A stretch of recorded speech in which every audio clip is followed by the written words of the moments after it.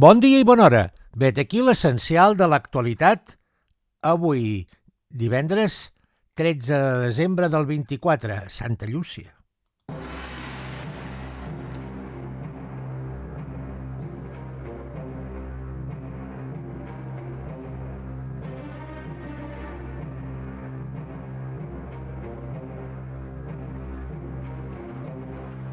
Un quart de galbes. Les notícies del dia amb Jordi Galbes. L'os de la música.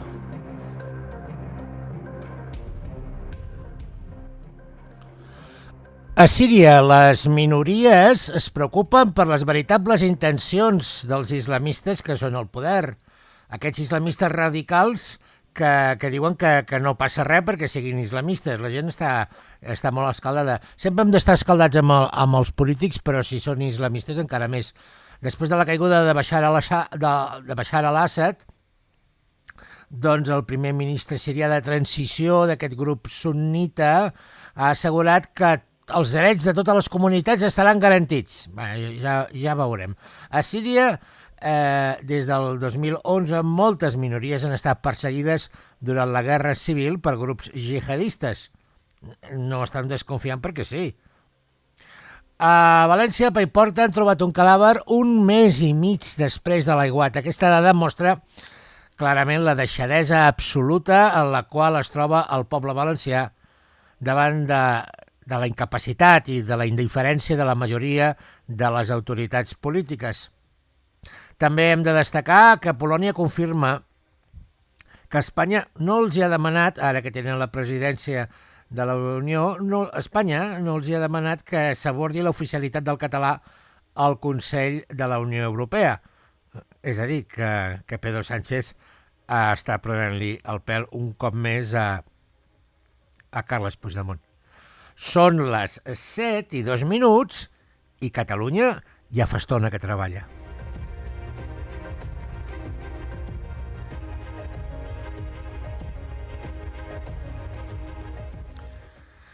Sí, amics, el nou poder a Síria es presenta inclusiu i no sectari, intenta de no fer por a la comunitat internacional. Hi ha escepticisme, és clar que hi ha escepticisme, però sobretot, ja ho hem dit en aquest programa, hi ha molta alegria per la caiguda del règim dels al-Assad. Al final de la dictadura, de moment, produeix més alegria que no pas la por de l'entrada dels combatents islamistes. Aquesta és la realitat. Almenys avui aquesta és la realitat. Ja mai en parlarem i tant de bo ens equivoquem. Però ja hem dit que les barbes poblades i llargues mai no han estat presagi de cap règim de llibertats ni de respecte als drets humans. Amb la seva ofensiva militar a Síria, Israel, per la seva banda, es prepara per a un potencial caos en el país veí. L'exèrcit israelià ha dut a terme prop de 480 atacs a Síria en les últimes 48 hores, després de la caiguda del president Bashar al-Assad. I han continuat empenyent més a fons dintre de la zona que dominen els Alts del Golan, sobretot a partir de dimarts. És una manera que té Tel Aviv per preparar-se a l'era post-Assad i per prevenir el caos. Una notícia feridora, dolorosa, és la que ens parla de l'obligatorietat de dur el vel, de portar el vel.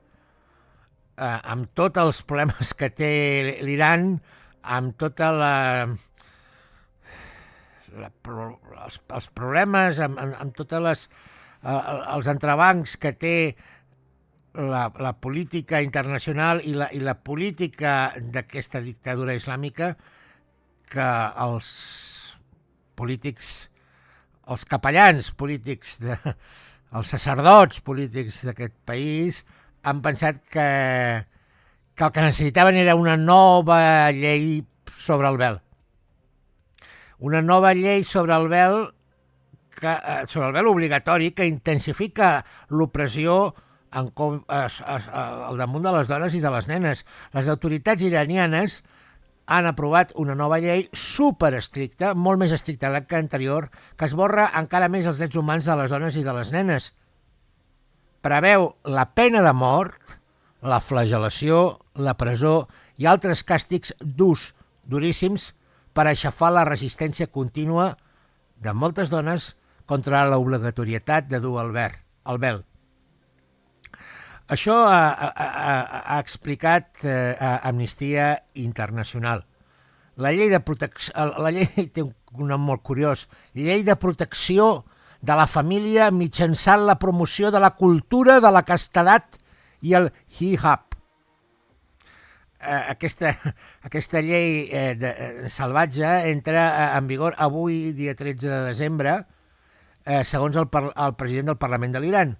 La llei permet la imposició, com dèiem, de la pena de mort per l'activisme pacífic contra les lleis discriminatòries del país que obliguen a dur el mocador al cap i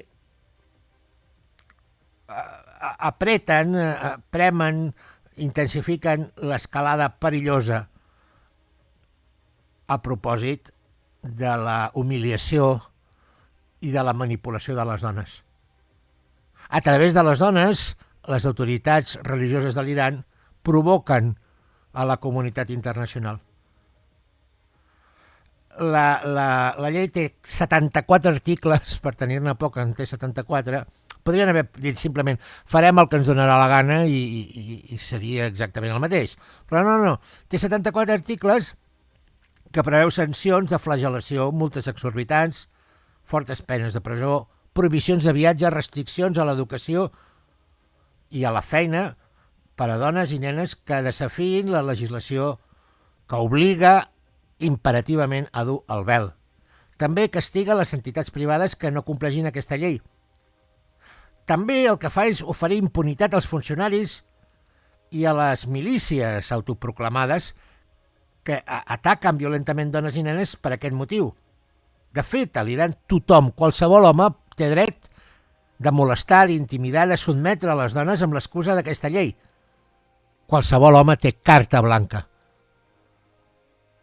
per dir-li a una dona que no du el vel o que el du mal posat.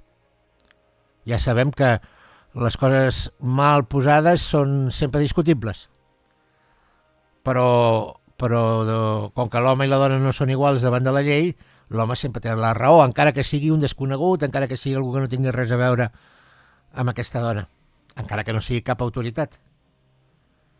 Aquesta és una llei escandalosa, intensifica la persecució, intensifica el maltracte, intensifica el masclisme més repugnant de la tradició religiosa àrab. És una violació generalitzada dels drets humans de les dones i de les nenes a través de la religió. Alguns polítics del règim diuen que no està gaire bé aquesta llei perquè això seria la mort del turisme, perquè no només són les dones iranianes les que estan obligades. Sí, les occidentals que viatgin a l'Iran també estan obligades.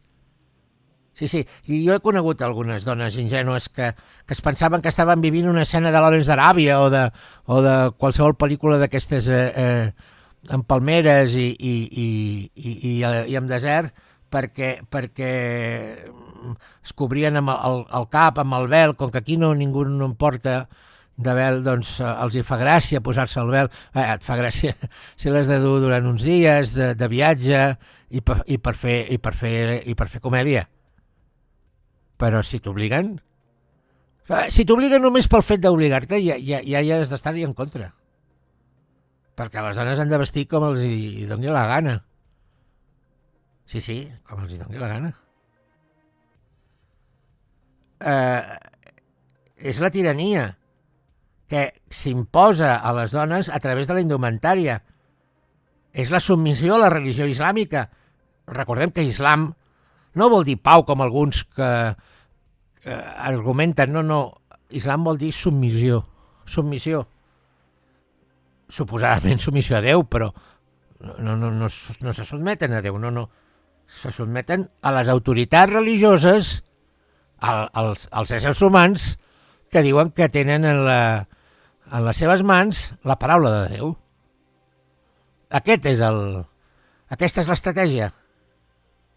I què diu la diputada d'Esquerra, Najat Driouech Ben Moussa, la famosa diputada d'Esquerra Republicana que va sempre amb el vel, que va sempre disfressada? Perquè a Catalunya portar això amb el que està passant a l'Iran és un insult i és una disfressa. Què en pensa la diputada d'Esquerra Republicana? Doncs no ho sabem, no diu res. No diu res. A Catalunya i a Espanya les notícies no són gaire millors. La UME, la Unitat Militar d'Emergències, és a dir, l'exèrcit, ha trobat un cadàver a Paiporta a prop d'un abocador gairebé un mes i mig després de la riuada. De moment hi ha 4 persones que estan encara desaparegudes, 4, i es comptabilitzen 222 persones mortes per les inundacions del 29 d'octubre passat. Tenint en compte la manipulació que han fet sempre amb les xifres de morts, no només en aquest cas, sinó amb la crisi del Covid, hi ha motius per desconfiar que aquestes siguin les xifres reals. Però no siguem paranoics, no deixem volar la fantasia.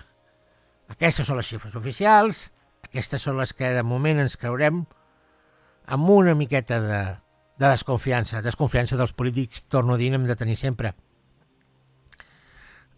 Segons Pilar Bernabé, delegada del govern espanyol, per la ubicació i per les cerques que s'estaven fent, aquest cadàver podria coincidir amb el perfil d'una de les 4 persones desaparegudes. Estem parlant d'una dona anomenada Elisabet, de 38 anys. Aquesta és la dramàtica notícia que hem sabut. En l'àmbit català també hem de donar de manera succinta, de manera molt breu, una notícia que no necessita comentari. L'estat polonès, Polònia, que ara iniciarà el 1 de gener la presidència de la Unió Europea, ha confirmat que Espanya en cap moment li ha demanat que s'abordi l'oficialitat del català, de la llengua catalana, al Consell de la Unió Europea. No, Sánchez deu estar embolicat amb altres coses, però el català li rellisca. Recordeu que Junts havien de fer costat al PSOE perquè era un acord històric i tremolarien els segles i seria... Ja veieu quina és la realitat dels fets. Esquerra Republicana almenys han estat, dintre del seu cinisme i de la seva poca vergonya, han estat més clars, han dit que no faran res perquè caigui el govern de Sánchez, perquè si cau en Sánchez governarà el PP i Vox. I es veu que serà pitjor. I per què serà pitjor? No sé. Que ens expliquin per què serà pitjor. Per Espanya o per Catalunya? Perquè, que jo sàpiga, Esquerra Republicana era un partit, ja no dic independentista, però era catalanista, no? Hauria de mirar pels interessos de Catalunya. Potser li anirà millor a Catalunya que governi el PP i Vox. A veure si la gent desperta d'una vegada. Perquè quant de temps fa que els independentistes, els falsos independentistes, els processistes, van fer costat a Pedro Sánchez? Van destituir en M. Rajoy i van posar a Pedro Sánchez. Quants anys fa d'allò? I Espanya continua fent de les seves, i quan es parla internacionalment del cas dels catalans, de l'independentisme català, diuen no, si ara s'entenen molt bé, sí, s'entenen molt bé ara ja s'han fet amics, els independentistes i els espanyols ara ja s'han fet amics, perquè fixa't si són amics que el govern de Pedro Sánchez qui fa costat al govern de Pedro Sánchez són precisament els independentistes. I t'has de mossegar la llengua perquè és veritat. És absolutament veritat. A què es dediquen al Parlament de Catalunya? Doncs es dediquen a perdre el temps. Aquests dies ho estem veient. Les sessions de dimecres, al Parlament de Catalunya, de dimecres, de dijous, doncs veus la quantitat de diners que es gasten en aquests sous, en aquestes comissions, subcomissions, diputats, permanents i tota aquesta comèdia. Ara es veu que un tema del que s'ha de parlar és de com van vestits. Sí. Com si fossin adolescents que discuteixen sobre la roba que duen. Doncs ahir Jaume Giró va respondre a la CUP i va dir que, perquè els de la CUP van dir que la gent que eren uns lladres, amb tot això del rock, del hard rock i tot això, doncs els lladres anaven amb vestit i corbata. I clar, un home com en Jaume Giró, que sempre va vestit amb vestit i corbata, es va ofendre. No, esclar, escolta,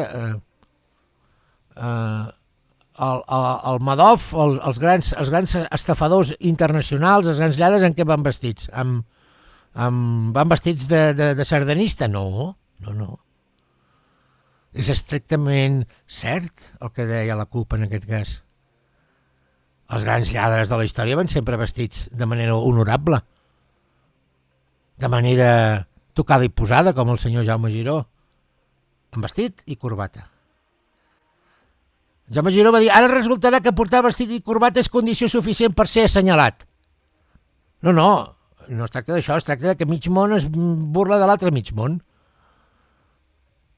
Jaume Giró troba que els de la CUP vesteixen fatal i els de la CUP pensen el mateix de Jaume Giró. Però això no és parlar de política. O sí?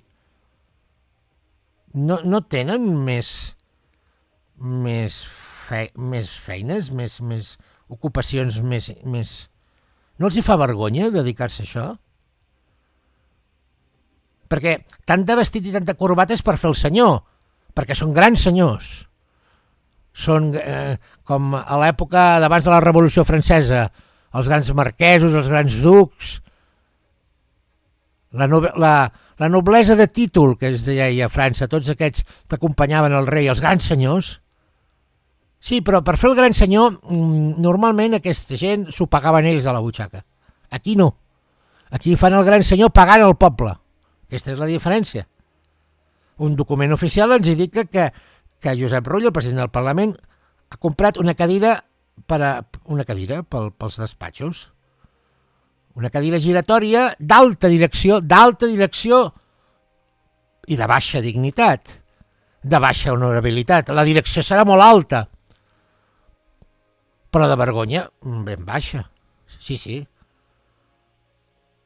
Aquest Josep Rull, de molt honorable, només té el nom. Una cadira de despatx costa... Què costa una cadira de despatx? 100, 150, 300 euros. Va, siguem escandalosos, 400 euros. No, aquesta cadira d'alta direcció, recordeu que és d'alta direcció perquè ells fan coses molt altes.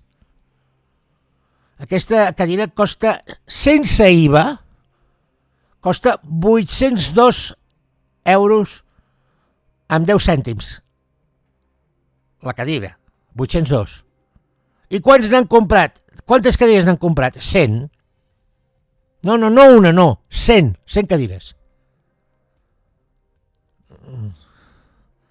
Clar, és que arriba un moment que ja no saps què dir. Vaja, l'altre dia en Josep Rull va dir que el Parlament se'ls ha quedat petit, que l'han d'ampliar, que han de fer obres. Clar, com que fan el gran senyor, com que no paguen ells, com que paga el poble, realment és escandalós, no tenen vergonya. No tenen vergonya. Els uns i els altres. El Parlament, la Generalitat, ho haurien de tancar. Només serveix per fomentar l'espanyolisme. I perquè una sèrie de senyors es dediquin a no fer res. Bé, això sí, a parlar de si la corbata, s'ha de portar corbata, no s'ha de portar corbata. Mentre la gent treballa, mentre la gent fa coses més o menys útils, es dediquen a fer això. Amics, són les 7 i 20 minuts. La previsió del temps per avui és que podria ploure al Rosselló, a l'Empordà i a la Noguera, boires baixes a les valls interiors i nuvolades per tot, excepte el Segrià, la Costera, l'Horta de València, Eivissa i a Menorca, on tindrem un cel ras. A mesura que vagi avançant el dia anirem despullant-nos de núvols i tindrem cada vegada més sol i una miqueta més de caliu. Sí, avui una mica més d'escalfor que ahir. Perquè ahir d'escalfor no en vam tenir gaire. El cap de setmana serà estable, però en fred, gelades nocturnes a tot arreu i en ambient propi de Nadal perquè, com hem dit al començament, avui és Santa Llúcia, és l'inici tradicional de les festes de Nadal. La màxima ens la donen avui l'Horta de València, Pollença, Manacor, Menorca i l'Alguer a Cerdanya, 16 graus, totes elles terres de salut, 15 graus a Dénia, Benicàssim, Eivissa i Palma, 14 graus a Alacant, la Costera, Peníscola, Barcelona Capital i el Maresme, 13 graus a Tortosa, Tarragona, Reus, Girona i l'Empordà, 12 graus a Elda, 11 graus a Gandesa, el Segrià, Manresa i Perpinyà, 10 graus a Cervera, 9 graus a Solsona, Morella i Serrans, 7 graus a Tremp i Ripoll, la màxima més petita a Andorra la Vella, 1 grau positiu. I la mínima més i mínima de totes les mínimes a Andorra i a l'Aran, 4 graus sota 0. Tapeu-vos bé. Fins la setmana que ve, moltes gràcies. No oblideu el nostre programa aquest diumenge, Catalunya Zombi. Diumenge a les 10 de la nit, que parlarem del primer any de Milei com a president de l'Argentina. I, sisplau, no deixeu de marcar un m'agrada si és el cas. Us demano, per favor, que us subscriviu a l'Aixeta perquè puguem continuar aquí cada dia explicant-vos l'actualitat, dient el que no us dirà ningú més, molestant els que manen, dient-vos que ens en sortirem i que em teniu aquí disconforme, incòmode, malcontent, l'os de la música.